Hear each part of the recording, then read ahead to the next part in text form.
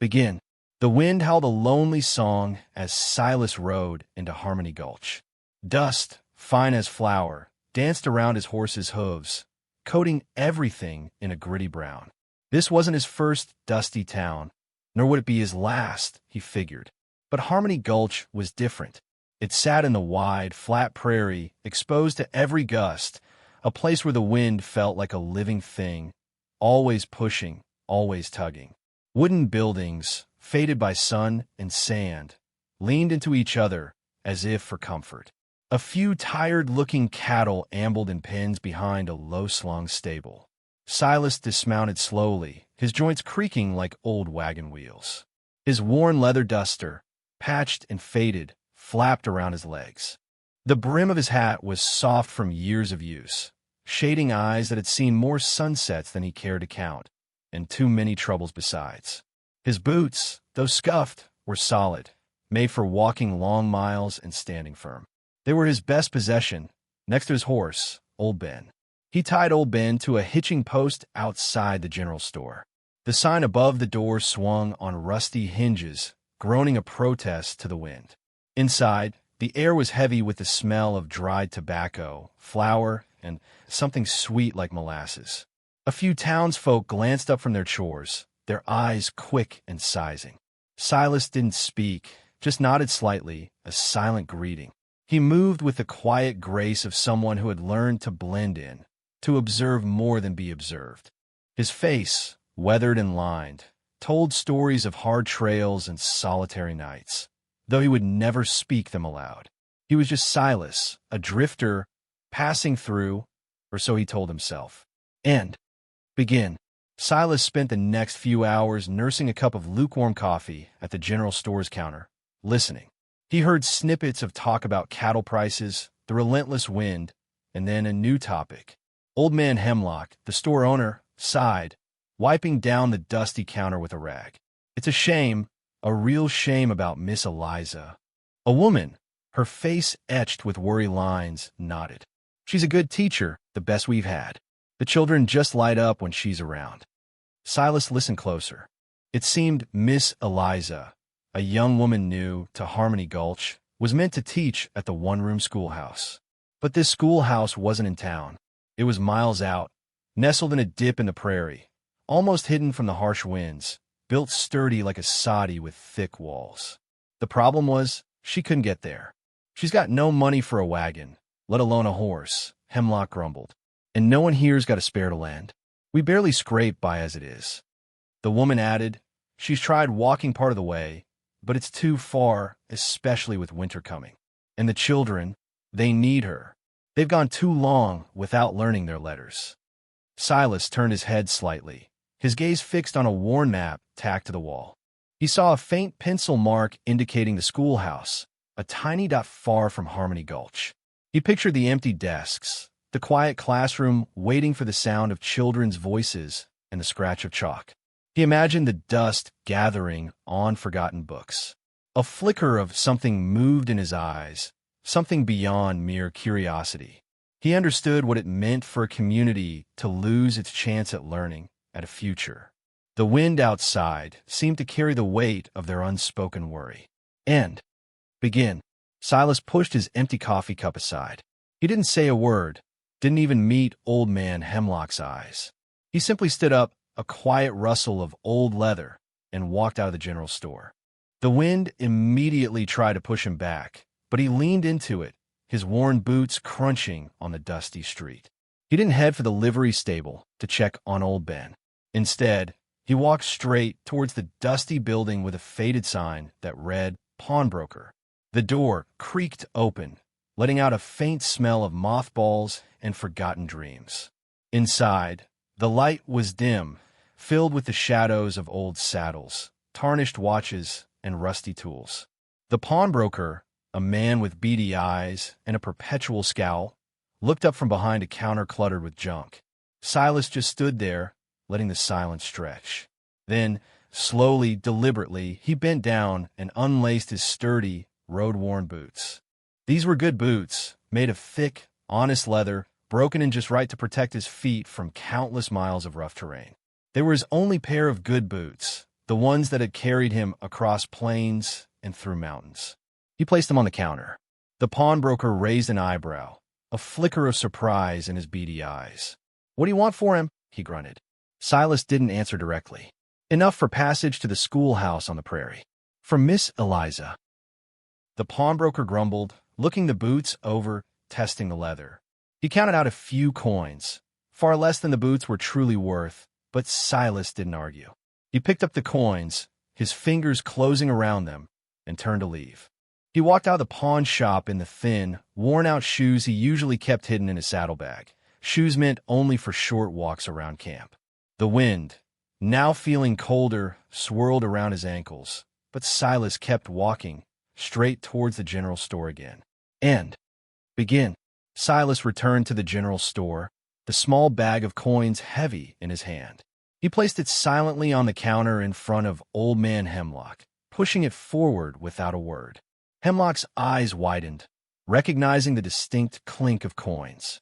He looked from the money to Silas's feet, now clad in the thin, almost worn-through shoes. A silent understanding passed between them.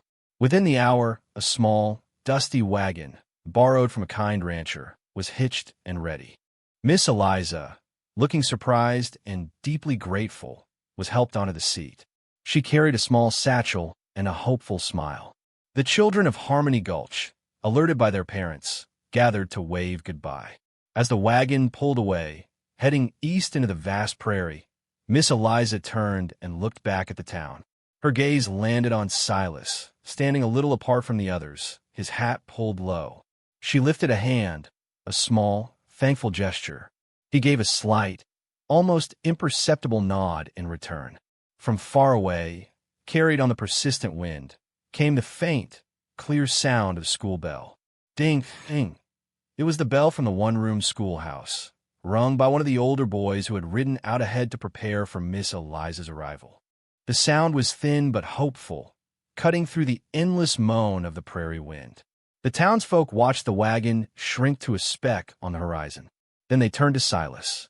Whispers started, soft at first, then growing louder. "Did you see his feet? He gave up his good boots. Why would a drifter do such a thing?" No one in Harmony Gulch had ever seen such a selfless act from an outsider. They wondered, talked, and pondered, but Silas offered no explanations. He simply collected Old Ben and, with a last quiet glance at the fading horizon, rode out of Harmony Gulch, leaving behind a profound mystery and a hopeful new beginning. Begin. Years turned into decades, like pages turning in a well-loved book.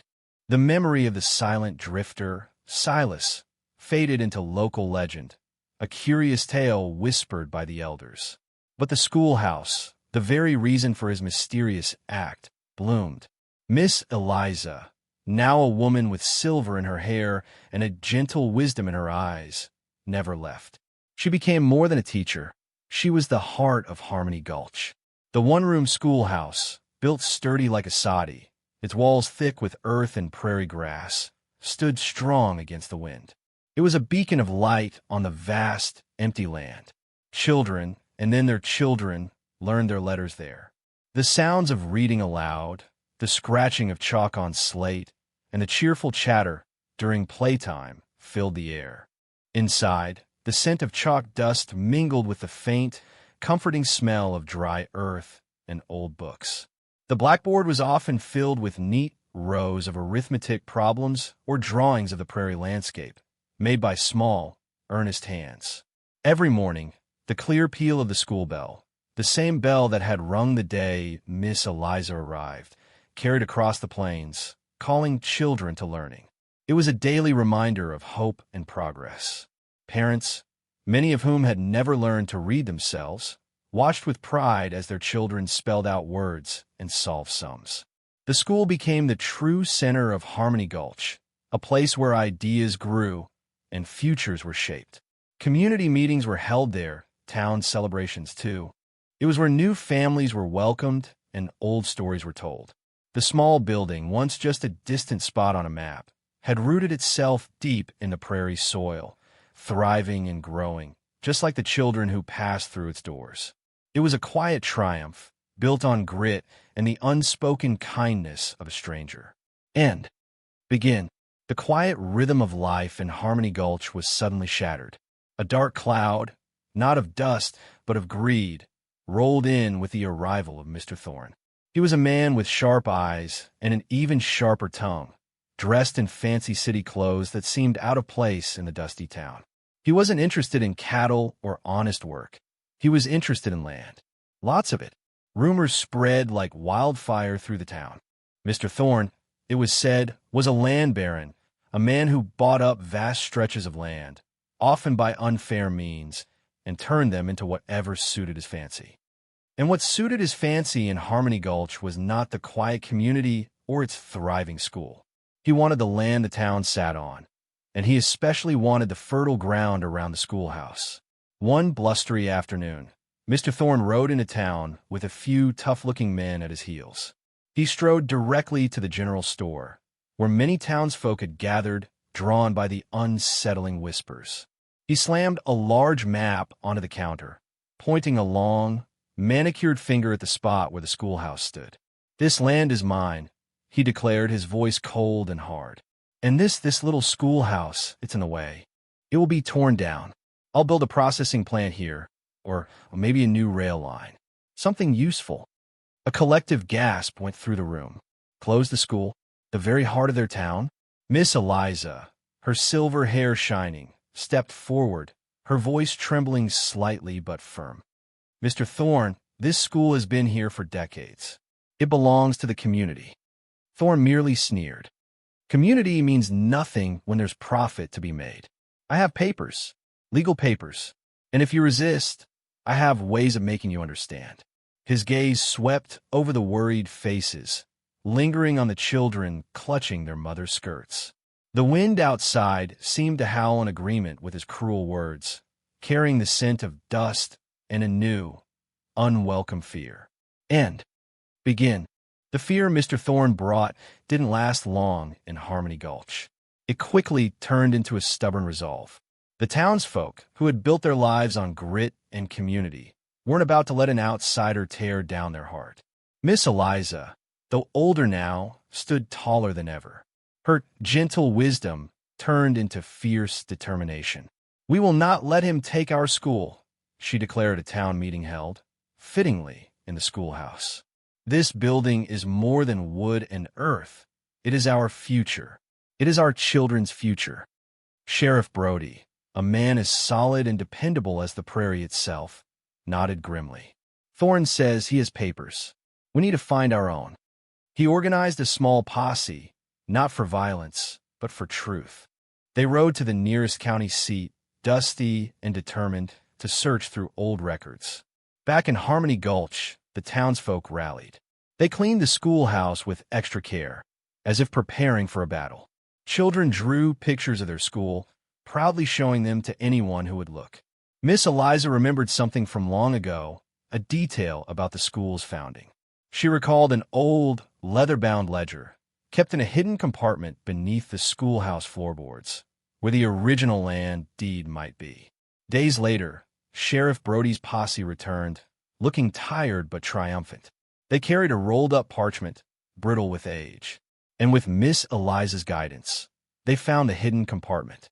Inside, wrapped in oilcloth, was the original deed, signed and sealed, clearly stating the land for the schoolhouse was granted to the community, free and clear, long before Mr. Thorne or his family ever set foot in the territory. When Mr. Thorne next arrived, full of bluster and threats, he was met not with fear, but with a united front. Miss Eliza, standing beside Sheriff Brody, unrolled the old deed. "This land," she said, her voice clear and strong, "belongs to the children of Harmony Gulch. It always has." Thorne's face went pale. The law was on the side of the community, thanks to that old paper and the tireless efforts of a town that refused to be broken. And begin. After Mr. Thorne was sent packing, defeated by the town's unity and a dusty old deed, Harmony Gulch breathed a collective sigh of relief. Life slowly returned to its comforting rhythm, but with a newfound strength and pride.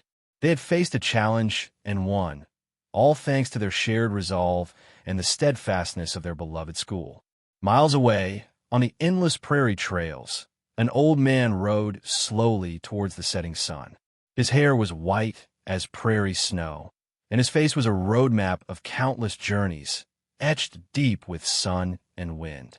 His old leather duster was even more worn now, but his eyes, though a little faded, still held that quiet, observing gaze. It was Silas. He hadn't meant to come back to Harmony Gulch. His life had been one long, solitary path. But a whisper, a faint memory of a hopeful school bell, had drawn him back. Perhaps it was a desire to see if the small seed of kindness he'd planted so long ago had truly grown. As he approached the town, he saw it was no longer just a collection of dusty buildings leaning against the wind.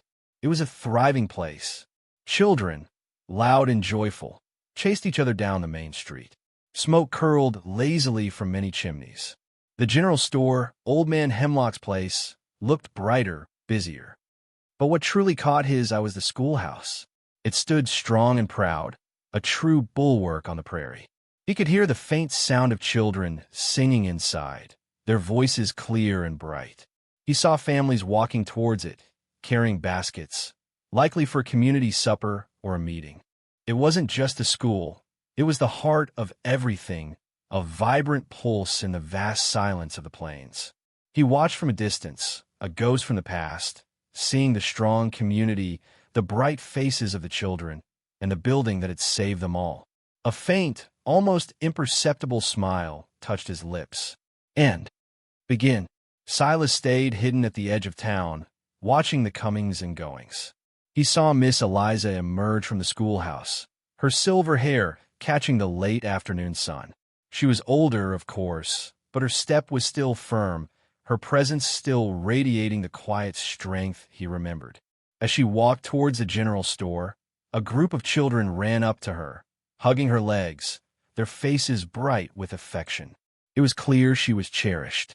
Silas considered turning old Ben around, riding off into the sunset as he always did. His work here, if you could call it that, was done. He had seen the fruit of his long-ago act.